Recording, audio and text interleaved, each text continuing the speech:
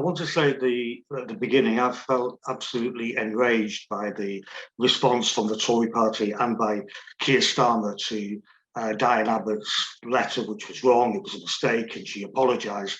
And then she gets hauled over the coals, suspended from the Labour Party, and an attempt to drive her out of public life. And this is somebody who is a lifelong anti-racist campaigner. And so I don't want to speak for everybody else, people can speak for themselves, but I personally stand in solidarity with her against what is a witch hunt. What her intervention did was raise all sorts of questions, which I think we should discuss in a good, calm and comradely way. Race and class, racism and capitalism. Well, Malcolm X said that famously that you can't have capitalism without racism, and that's the area that I want to look at, both historically and today, about what is the linchpin, the hinge between this great exploitative process of capitalism, its imperialist extensions around the world, and racism. Now, the second part of the title says why there's no hierarchy of oppression. Can I just say that I'm not going to say an awful lot, or much at all really, about other forms of oppression. I'm going to focus upon the question of racism in contradistinction, as it were, to something like women's oppression, which is the oldest form of specific social oppression, and in my view is intimately bound up with the birth of class society. Racism, we're talking about something different in that it's much more recent. Class society goes back thousands of years, capitalist society some hundreds of years, and I want to suggest and argue that racism is a product of the development of capitalism, its historical development, and also that racism didn't just develop that once, but is reproduced, you might say daily and hourly, but certainly yearly, by the capitalist system, with shifting targets, different intensities, and different focuses. The fact that racism is so new, I think, is reflected in the way that any socialist, indeed any humanist, really has a violent shock, a reaction against the expression of racism, of the idea of two people with universal interests, very common backgrounds and situations, could end up actually killing each other on the basis of something so trivial, in fact, and so, what ought to be so inconsequential as race. The great blues singer, Melena Shaw, has a number which is called Woman of the Ghetto, which has the line, how do you get rid of black and white in the ghetto?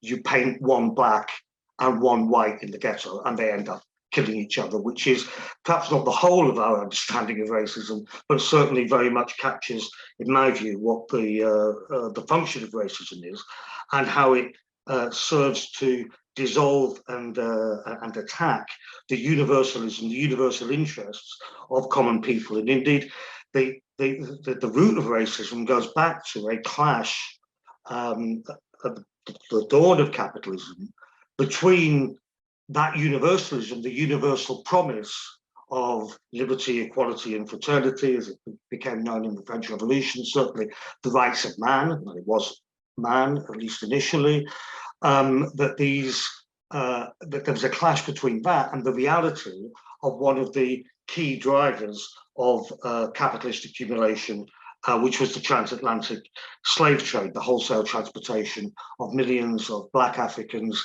over to the so-called New World, North America, Caribbean, Brazil, and so on. You'd had a foreshadowing of this at the end of the Middle Ages, with a shift in the form of oppression experienced by Jewish people, which had been based upon religion, which was horrific. I mean, I'm not trying to relativize it by saying it wasn't based upon race. It was horrific, but at least nominally you could escape it by conversion, forced conversion. This begins to change at the end of the 15th and into the 16th centuries, alongside the development of the transatlantic slave trade. And it's the shift to a form of distinctly what would become capitalist ideology, of which the idea of race becomes a novelty and so pernicious, and it carries through to today. What did you have? You had this slave trade, which is tremendously important in developing capital of exploitation. Half the foreign income of the state of France, for example, in the 18th century, derived from Saint-Domingue, from Haiti, the slave island that it controlled half of. At the same time, you have the ideas of the Enlightenment, emancipation, of greater freedom, and you have this flat contradiction. How can you have that? And the disappearance, the gradual diminishing of unfree serf labor in Europe, at the same time as this even worse chattel slavery of Black people from Africa. And the resolution is, of course, that these Black people do not enjoy the same rights as man, because they are something less than man. That's the basic explanation. I should say now that I'm going to state some of these things quite quickly, because there's quite a lot of ground to cover, and people can come back to those in the discussion. But you have unleashed the idea of race, that you are not simply of a different religion, which might be considered inferior, but that you are marks that are ascribed to you are negative, usually, almost always, attributes which carry through all the way, whatever your behavior in the society, that they are inherited all the way down. And this outlasts slavery and becomes an extremely useful idea, which to a certain extent has a life of its own, but is also instrumentalized by one ruling class after another in the course of the development of the capitalist system. So I just want to say something about that in the, I'll look at some examples in the 19th century, which I think have some general bearing over what I want to call racialization. That is the process whereby a group of people become a race, and that happens through the process of them experiencing racialization, racist dispossession, racial prejudice forming into a system whereby they are viewed as inferior. In other words, this is the opposite of what you get quite often. You certainly get it from the right, and you get it sometimes in everyday conversation, that to identify racism, we have to start with identifying what is a race. Now, if you try to identify what is a race, you end up down a rabbit hole, and you certainly can't explain why people experience racism, apparently on the basis of things which you can't even spot, the difference between one group or another. Why Muslims in Modi's India experience pogroms. You couldn't really do that with the naked eye, as to say which is a race, Hindu or Muslim. So I want to look at a couple of areas. The first is in Britain is Irish people, and this shows us a deep link beyond slavery, a deep link between racism and racialization and imperialism. That is, capitalism not just existing as a certain social system within the borders of a nation state, but extending itself beyond that and oppressing whole nations, whole groups of people. And this is Britain. Ireland is Britain's oldest colony, and so we see this process of Irish people, where previously had been seen as a perhaps recalcitrant group of people who we needed to dominate, but you dominate people domestically as well, start to become seen as a distinct race of people. Now, unfortunately, I'm not very good at this, and I daren't kind of do this split screen thing in case I cut myself off.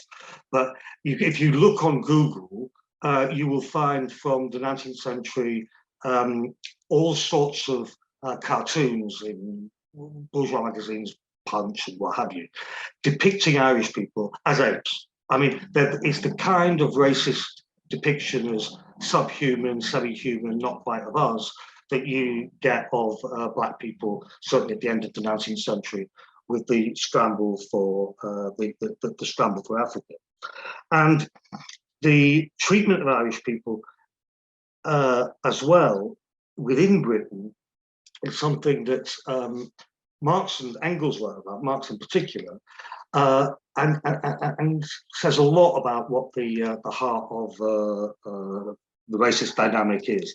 Marx wrote a famous letter in 1870 in which, although he was a great admirer of the English working class, of the Chartists, of the struggles of the English working class, he identified the secret of the impotence of the English working class as being its acceptance, to a degree, of the racist prejudices of the English bourgeoisie against the Irish people, of seeing the Irish worker as a competitor and as an inferior, and in some way identifying with the boss class as against fellow Irish workers. Also, Irish workers were used by the bosses because they were poorer, because they were migrants from another country. They were often used in order to break strikes by English workers, so that there was this deliberate divide and rule tension. The second area I want to mention is something which is barely remarked upon today, which is that this race thinking, this attempt to develop a racial explanation for social and political problems that capitalism couldn't solve, actually extended into the English society itself. So if you look at Victorian maps in the city maps in the 1850s, 1860s, you'll find that whole areas are described as being from the of the congenitally insane criminal classes. In other words, capitalism creating this deep exploitation, huge amounts of poverty on the one hand, concentration of wealth on the other. The explanation for the poverty, the explanation for all the social ills that you read about in Charles Dickens, becomes not the social system itself, but the imputation to a semi-racialized group of people. Although they're white, they're English, they're described as criminally insane, or criminally insane, or congenitally criminal, so that these social problems become shifted in that way. And this is critical. I'm jumping ahead a bit now. This is critical to understanding how racism in general operates, because it's true that racism is intimately connected with exploitation. And sometimes that connection is more obvious and more direct than at other times. The racism to justify slavery is very obviously connected directly with resource extraction, the labor, the completely unpaid labor of the slave. I mean, you could say this as well about the unpaid or underpaid labor of women, that form of oppression. It's not all of women's oppression, but that aspect of women's oppression is directly connected with producing with exploitation, the exploitation of labor, reproducing the system, social reproduction, and so on. And we see that with migrants and immigrants whose status often has meant that they are more vulnerable to hyper-exploitation, super-exploitation. But it doesn't mean that that the link is always so simple and direct. And I want to say something about this because this has been an attack on the left. There's a guy called David Baddiel, who is most famous in my mind for putting on a blackface and lampooning a black footballer. So I'm not terribly interested in what he has to say about how we fight racism. But he's one of a number of people who've claimed that the left, the radical left, us, might be able to understand racism when it's directed, as he would put it, downwards, when the victims are obviously a poorer group of people. But we don't understand those explosions of racism he has it particularly in mind anti-Semitism, anti-Jewish racism, because we are blinded to that, and we make excuses for that. Now, I think that's completely untrue. I want to say a couple of things about it.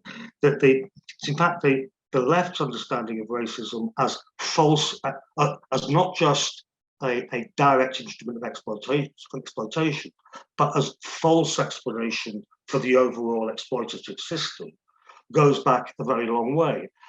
It is part of the left's tradition in the later 19th century against the kind of birth of modern anti-Semitism, which came as a shock to people because at the initial stage of capitalism, there'd been what's called the political emancipation of the Jews. That is, in Western Europe, barriers to Jewish people, historically religious barriers to Jewish people participating in the professions came down. And then in the later 19th century, you suddenly have this eruption of a racialized anti-Semitism where all the problems of society are blamed upon this caricatured anti-Semitic figure of the Jew. But it's not only there. In the formation of the modern state of Turkey, it was attended in 1915, 1916, during the First World War. It was attended by a genocide, quite frankly. A genocide directed not against a group of people who could be identifiably at the bottom of society. It was against the Armenian community, and of course, as with Jewish people, people with various different statuses, various different occupations, but a community which, if anything, was overrepresented in the areas of trade and of finance. Less dramatic than that, but more modern, you have in a number of post-independence African countries, you have the failure of those governments to carry through the promise of radical change, leading to all sorts of social tensions. And in some of those countries, that being directed against a minority, which, whether it could be considered a racial minority prior to that, certainly became a racial minority in the way that it was treated. Just to give you a couple of examples. The Greek population of Egypt, which went back 2,000 years, became a scapegoat partly because it was European in independence Egypt under Nasser, as he failed to deliver on various social advances. The promise of the independence revolution. Similarly, against Asian people living in Kenya, Malawi, and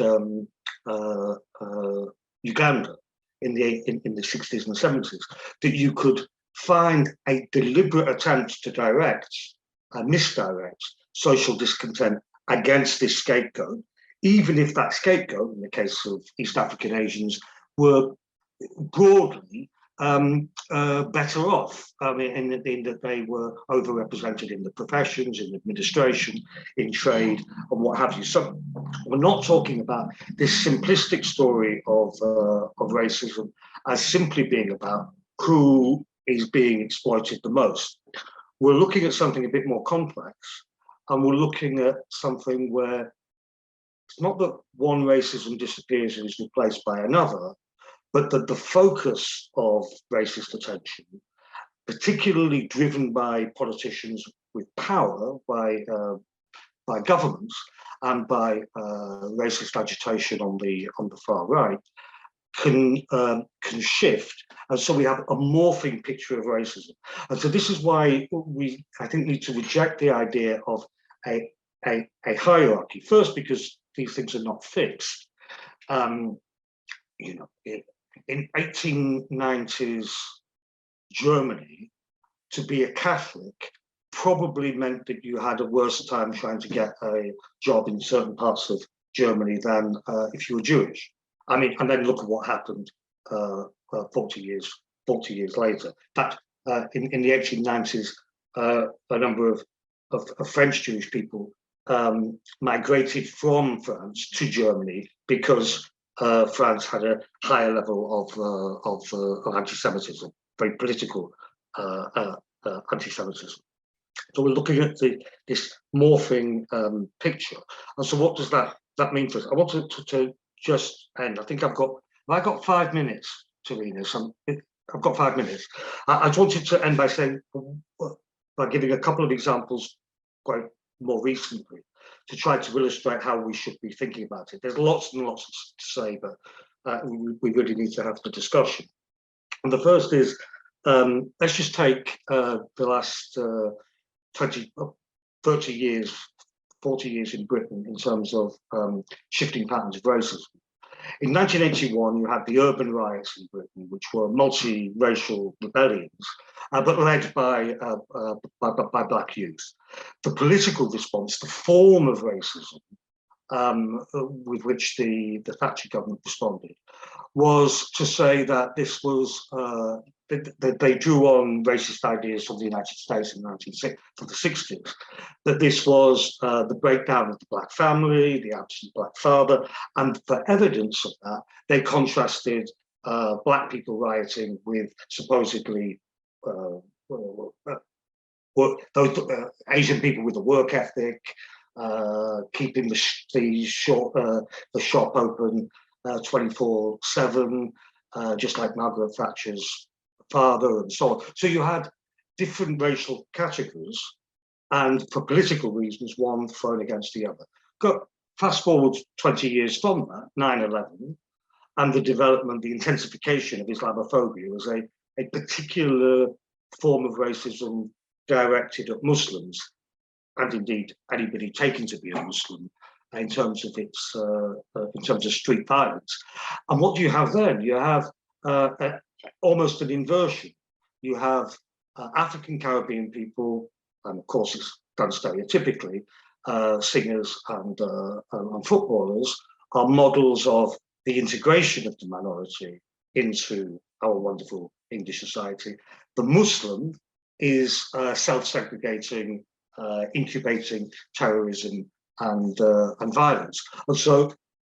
And then 10 years after that, 2011, you have another round of riots in London, and suddenly we're back to the Asian or the Turkish or the Kurdish shopkeeper who are law-abiding and so on, and they're defending their property against an insurgent black mass. So I raise that because it gives you an idea about how directed racism can be, and why we should never fall for, as parts of the oppressed or anybody else, we should never fall for downplaying one form of racism or as against another, nor ignoring what the strategic priority is at any one time. And to say that there's no hierarchy of oppression is not to say that there's not different intensification, different intensities of oppression facing people at different times, nor that there's not a particular strategic form of racism which we have to centrally confront and unite everybody else around. The final thing I want to say is that I've said a lot about racism and not much about class, partly because it's a socialist meeting, and I think that there's a common understanding about the centrality of class and of the working class struggle against all forms of oppression, and an understanding that people can emerge from broadly considered oppressed backgrounds and be integrated into an international ruling class. And Rishi Sunak, Suella Braverman, Barack Obama, can become part of the political representation of a system which generates racism, and whatever racism they might have experienced, whatever Rishi Sunak experienced at Winchester School, I'm sure it's not very nice, but he's on over 700 million quid, and he's running a nuclear armed state. So it's really marginal in terms of his life. But I want to end with this, having said that class is central. I think there's an important argument for socialists to make now, and it's against really two problems, I would say. One problem is that is to supplant the objective reality of class and the objective pressure which exists even upon white workers who hold racist ideas to act together alongside others. A good pressure, which is the basis upon which we can really fight racism and overturn it as a whole. That there's one extreme, one pole, which says we should ignore all of that, and really the question is down to individual identities, and at best bundling together those identities, of which class really sometimes mentioned, but it really isn't one. I mean, we're talking about the identities forged out of specific social oppression. So it's a retreat from class politics. And the other side of it, the flip side of that, is a notion of class politics which doesn't do justice to the struggles of the working class. You know, I mentioned the Marxist admiration for the English working class in the 19th century, and his admonition that their blind spot, as it were, was anti-Irish racism. Well, the first working class movement in Britain, the Chartists, was led by, amongst other people, Black and Irish working men, and there was female participation in the process as well. So we, I think, need to avoid both of these attempts to deal with the question of race and class, and instead recover what I think is a vibrant and revolutionary tradition. And it's at the height of that tradition, the struggles of the 1960s into the 1970s, the huge movements against apartheid, against colonialism, the movements in Britain to smash the National Front and defend Black communities against the police and racist policy. It's at those moments that we see people not really trying to argue the toss about who is more oppressed in this respect than the other, but understanding the common root of oppression with an idea of Black as a symbol of resistance, almost whatever the shade of skin that you have, and forge together with other working class people. I'm going to leave it there, but that's really what I wanted to try to get across.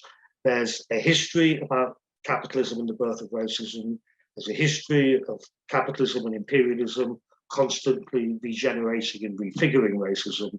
And there's a present which we need to discuss and think about as to how we analyze racism in order to smash it.